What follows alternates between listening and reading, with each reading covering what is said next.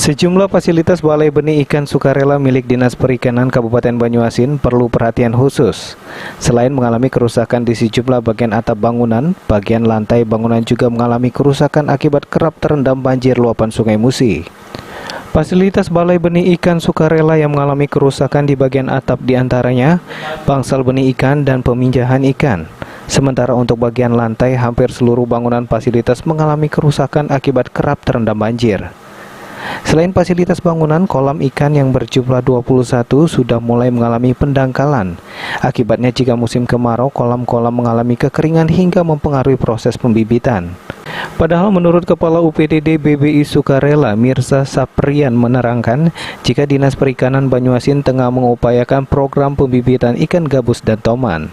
Perbaikan, kemudian apa ya kendala yang selama ini kita hadapi, Pak? Kalau untuk sarana jalan dari mulai pembangunan belum ada perbaikan.